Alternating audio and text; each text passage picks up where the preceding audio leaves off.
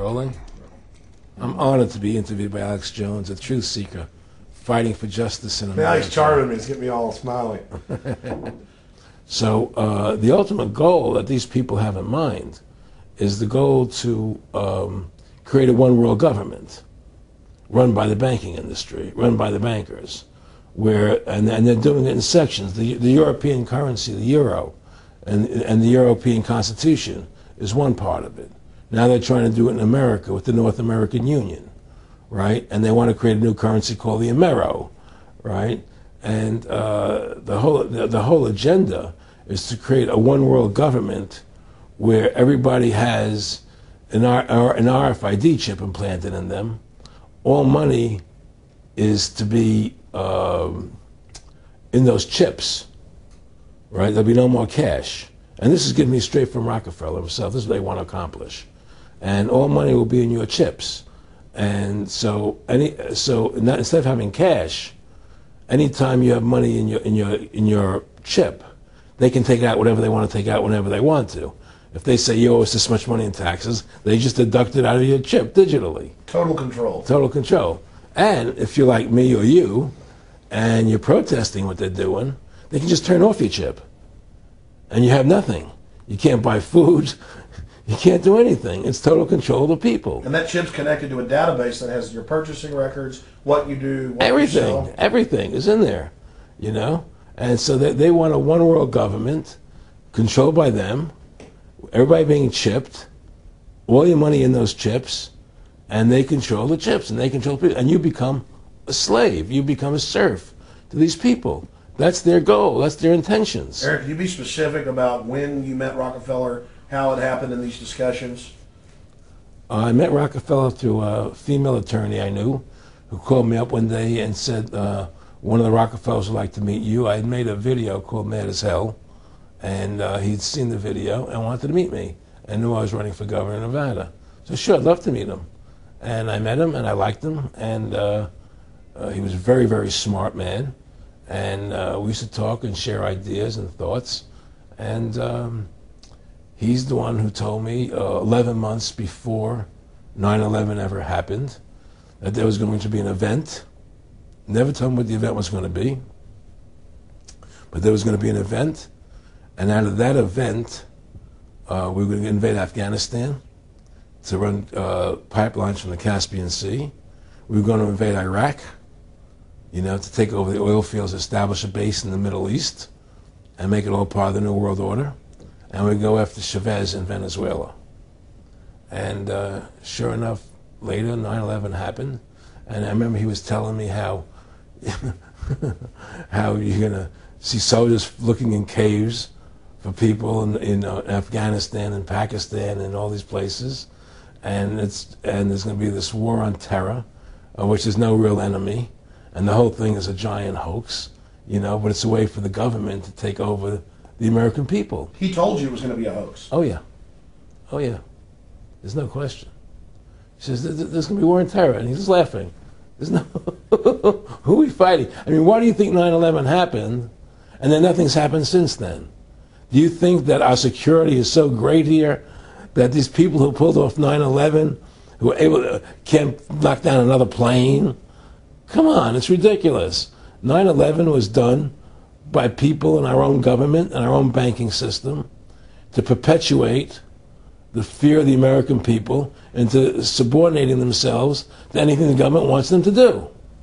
That's what it's about, and to create this war, this endless war on terror. And that's why and that was the first lie. And the next lie was going into Iraq, you know, to get Saddam Hussein out with his weapons of mass destruction. That was the next lie. Now, specifically, this was a little over 6 years ago? This was... 11 months before 9/11. Yeah. And Nick Rockefeller, who's a lawyer, he's become your friend over the previous years, and he's saying to you that there's going to be this big event, and then out of that we're going to have a war on terror, and it's just going to go on and on. Right. An endless war on terror without any real enemy. That you can never, so you can never define a winner. And did he say that it's going to be perfect because you can't define an enemy, it just goes on and on? Yeah, because you can't define a winner. There's no one to beat, so it goes on and on forever. And they can do whatever they want. They scared the hell out of the American public. Look, this whole war on terror is a fraud. It's a farce. It's very difficult to say it out loud because people are intimidated against saying it. Because if you say it, they want to make you into a nutcase. But the truth has to come out. That's why I'm doing this interview. The fact of the matter happens to be that the whole war on terror is a fraud. It's a farce. Yeah, there's a war going on in Iraq because we invaded Iraq. And people over there fighting, you know. But the war on terror, it's a joke, you know. And until we discover what really happened on 9/11 and who was responsible for 9/11, because that's where the war on terror emanates from. That's where it comes from. It was 9/11 that allowed this war on terror to begin. And until we get to the bottom root of 9/11, the truth of 9/11, we'll never know about the war on terror.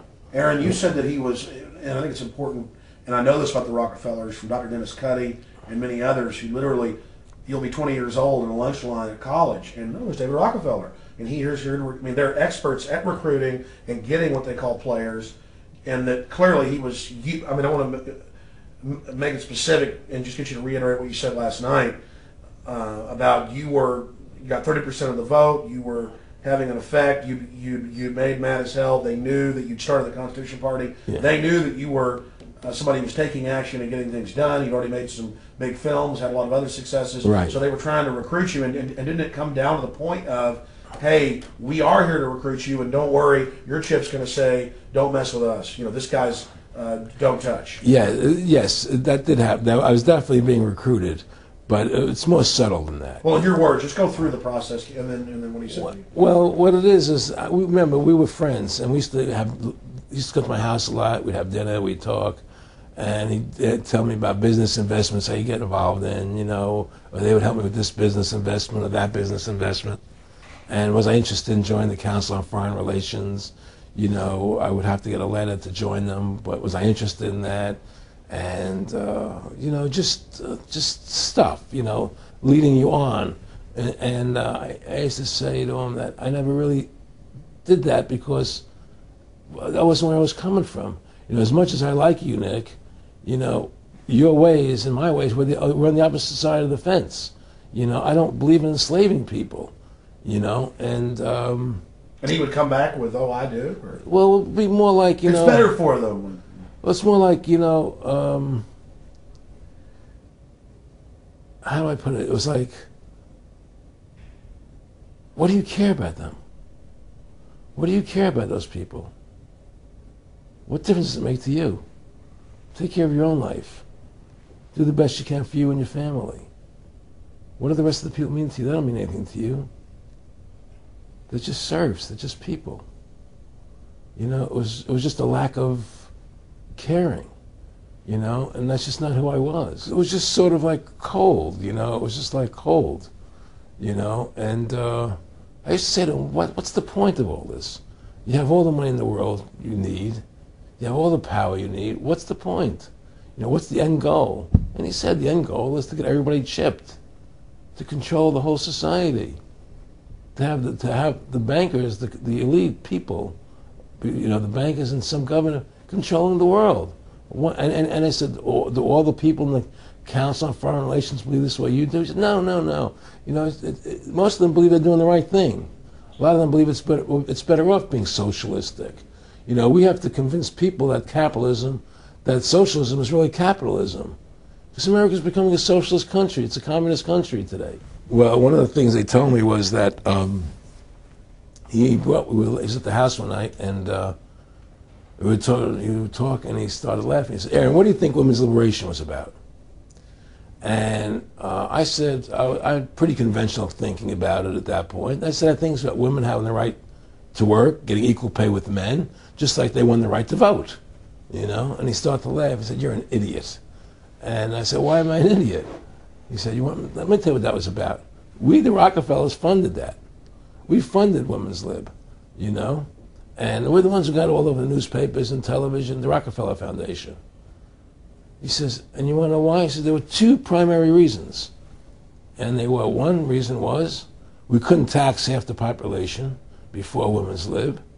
And the second reason was, now we get the kids in school at an early age. We can indoctrinate the kids how to think. It breaks up the family.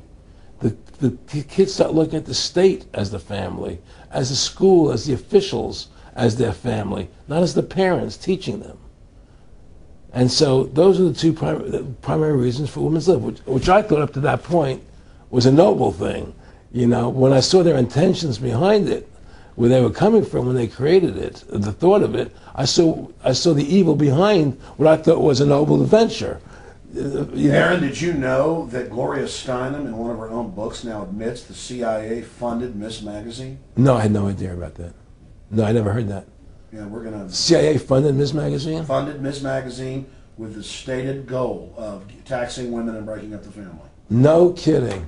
I never heard that. Well, Nick told me. I mean, I know it, but not because I know the CIA was involved in it. Well, Gloria Steinem was proud of it. Oh, the CIA wanted to help me help women. No kidding. And so they funded it. Yeah, and of course it's divide and conquer.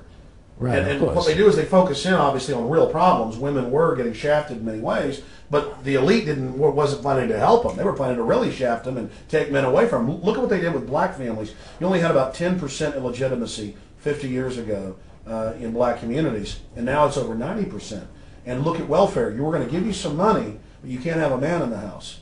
Right. And so that was further to degrade the family, Yeah. totally destroyed. And now illegitimacy is over 50% in the general population. Right. Well, see, the whole thing is these people control the money, so they make all the rules.